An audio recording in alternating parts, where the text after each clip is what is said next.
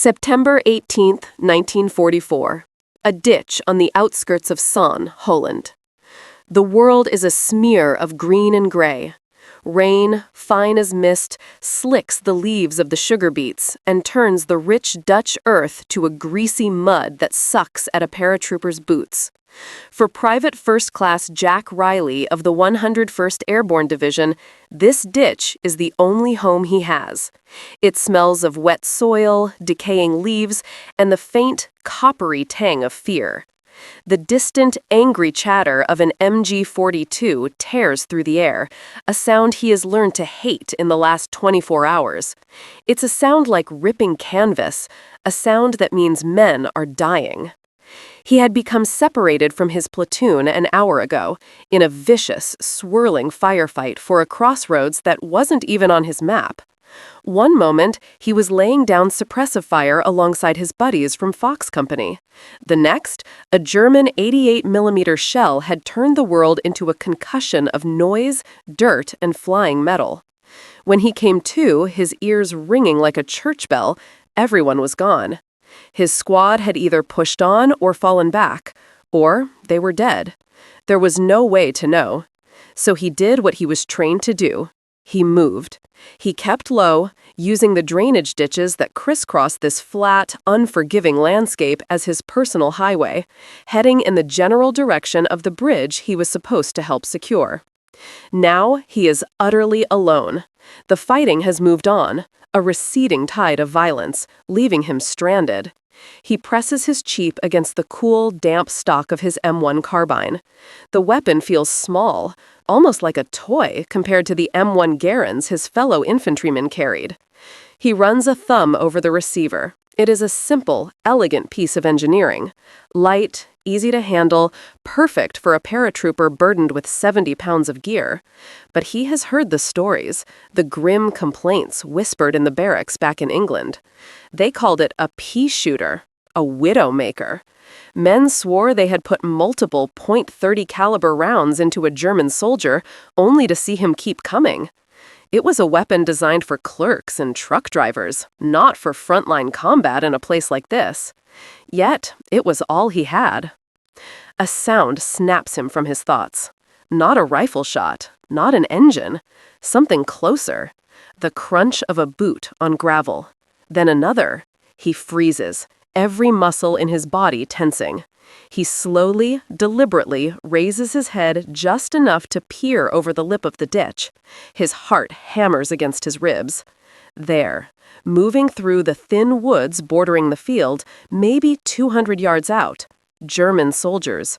Not a patrol, not a reconnaissance team. This is a full platoon, fanned out in a loose skirmish line. 50 of them. He can see the long barrels of their K-84 rifles, the distinctive shape of an MG-42 machine gun being carried by a two-man team, the coal scuttle helmets that seem to rob their faces of any humanity. They are moving with the easy confidence of veterans. They are sweeping the area methodically, professionally, and their path will bring them directly to him. Panic, cold and sharp, tries to claw its way up his throat. Surrender? The thought flashes and is just as quickly dismissed. He has heard what happens to captured paratroopers. Die? Maybe, but not without a fight. He ducks back down, his mind racing. The ditch offers good cover, but it's a trap, a coffin. They will flank him on both sides, and that will be the end. He needs a better position. He scans his surroundings, his eyes darting. 30 yards to his right, a shell-blasted stone foundation, all that's left of a Dutch farmer's shed. It's not much, but it has a solid wall. It would prevent them from surrounding him completely. It is his only chance. He takes a deep breath, the damp air burning his lungs. He will have to move. He will have to run, and they will see him. The moment he breaks cover, 50 enemy rifles will have one single solitary target. Oberfeldwebel Klaus Richter raised a hand, and the platoon behind him froze in place. They moved like a single organism, a 50-headed beast of feldgrau wool and steel. Richter was a man carved from the harsh winters of the Eastern Front, his face a roadmap of old battles and hard-won survival. He did not waste movement, and he did not waste men. He brought his binoculars to his eyes, the lenses already beaded with patch mist. For 10 minutes they had been sweeping this sector. Intelligence reported American paratroopers, the elite devils in baggy pants, scattered like seeds after the previous day's airborne assault. His orders were simple: find them and eliminate them. His gaze settled on a ditch running through a beet field. Nothing. Then a flicker of movement, a flash of olive drab, an American helmet. Richter lowered the binoculars, a grim, humorless smile touching his lips.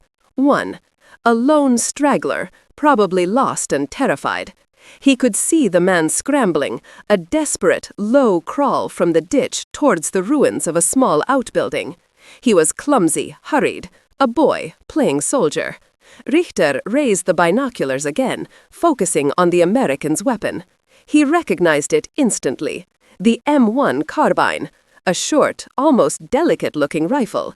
He had seen them before, taken from prisoners. His men joked about it. They said its bullet couldn't punch through a wintered greatcoat. A cook's weapon. A cook's weapon, not a serious instrument of war like their own Mauser Kar 98K, which fired a powerful 7.92mm round that could kill a man from 1,000 meters away. This American was armed with little more than a pistol with a shoulder stock.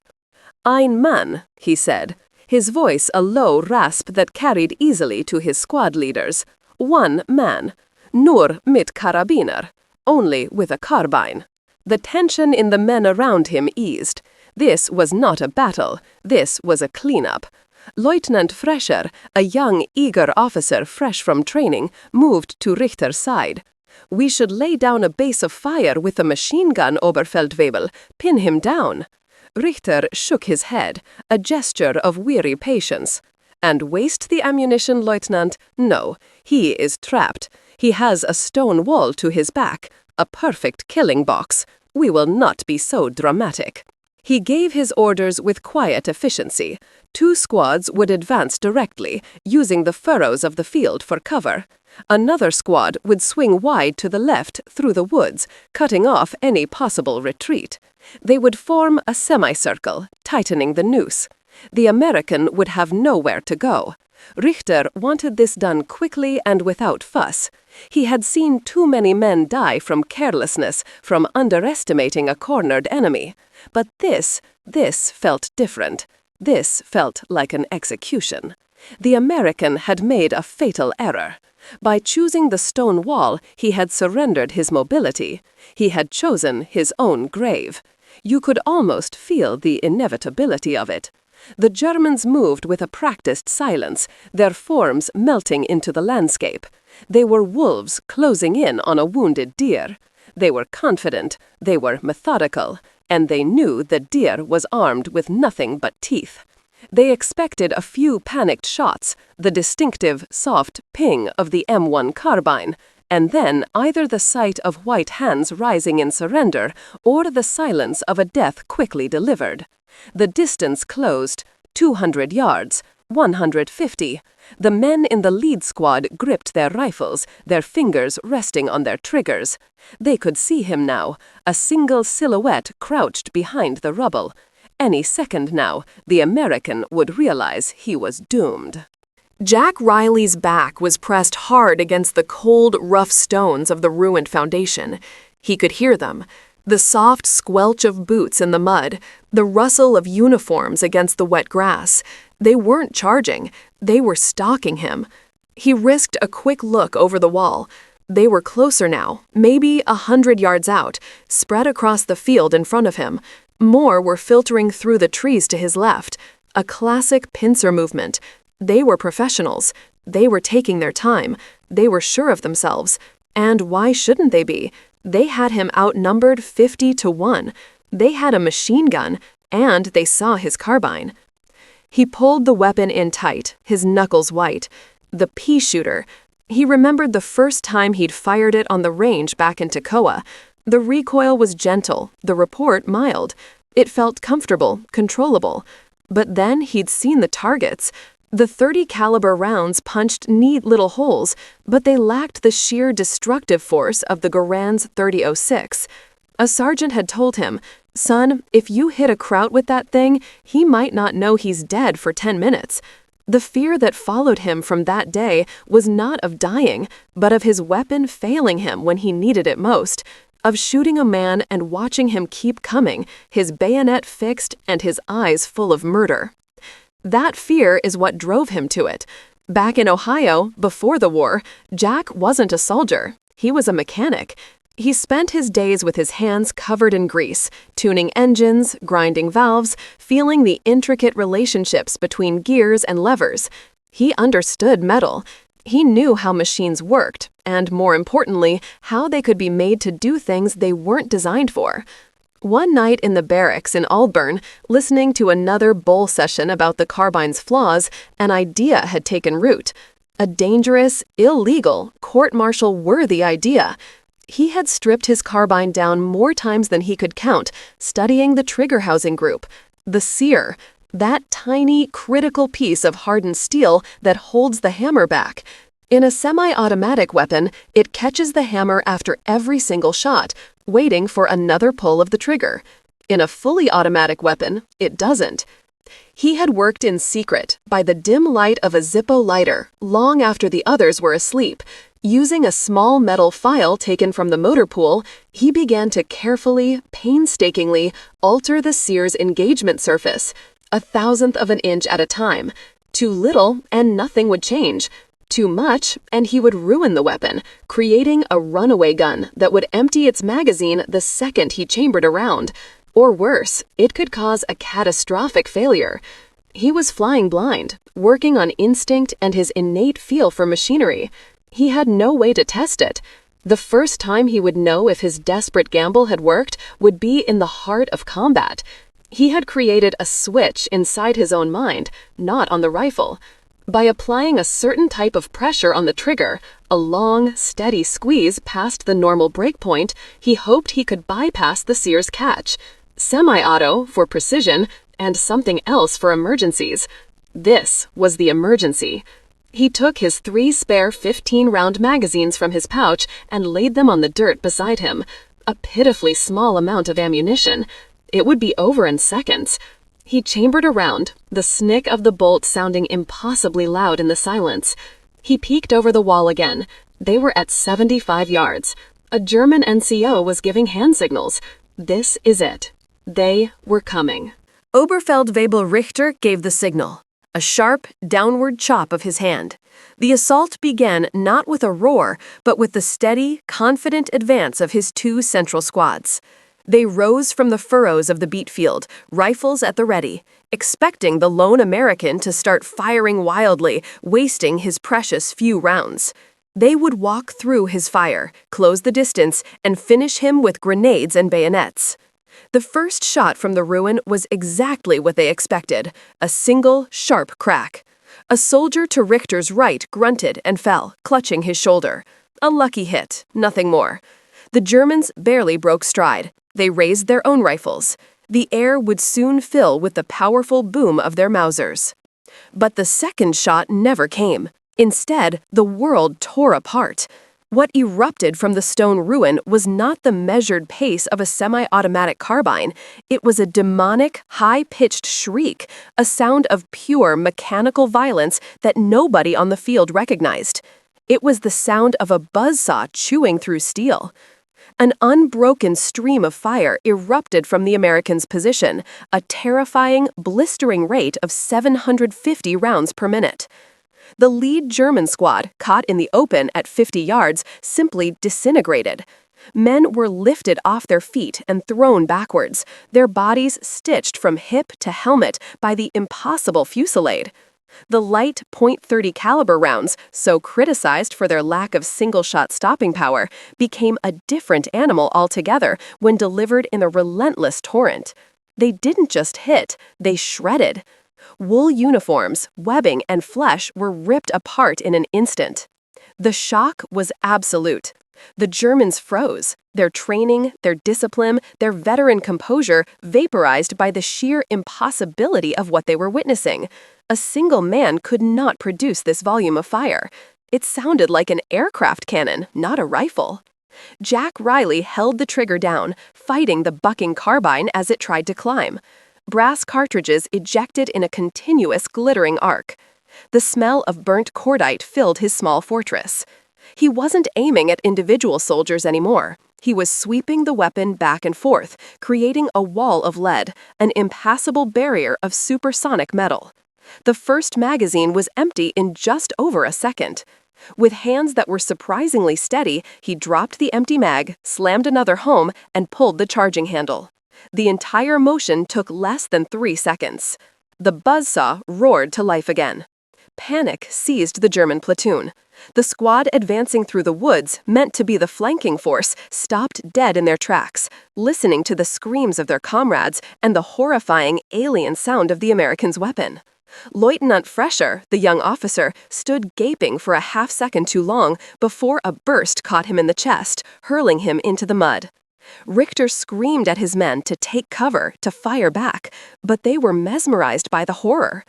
His MG-40 team, the anchor of his platoon's firepower, struggled to set up their weapon on its bipod.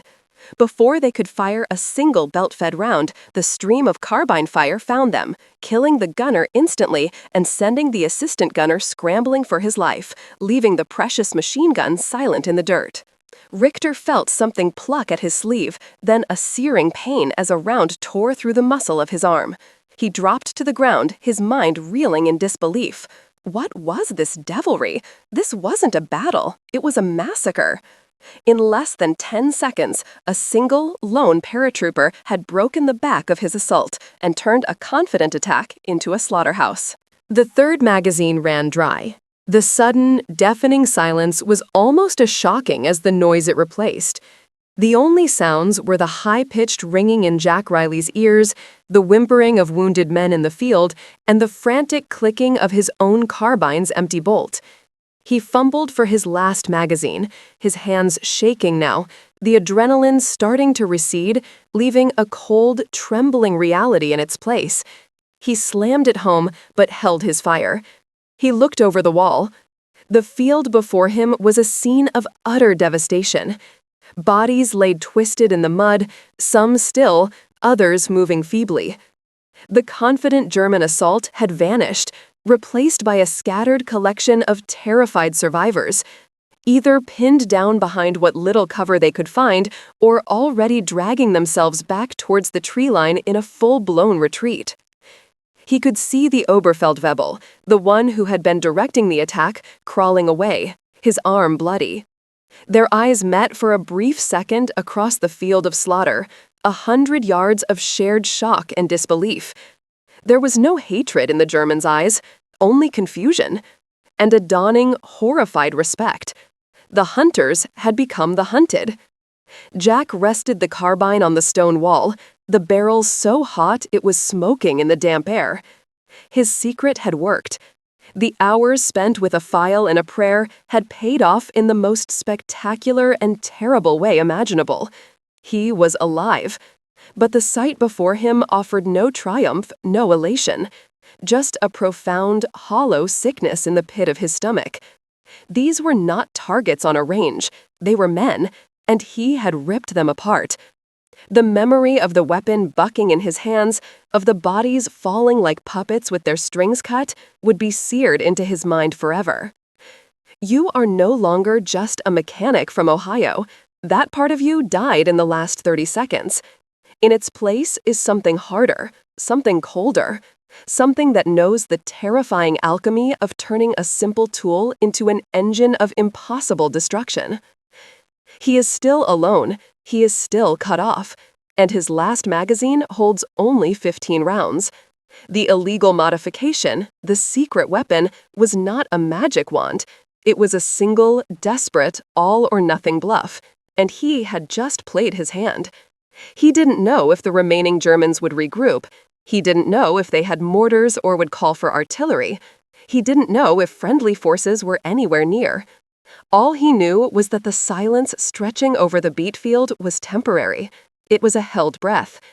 He was alive, surrounded by the dead and dying, a lone paratrooper with a modified rifle that had just rewritten the rules of his own survival. The mist thickened, shrouding the dead, and Jack Riley waited for the war to find him again.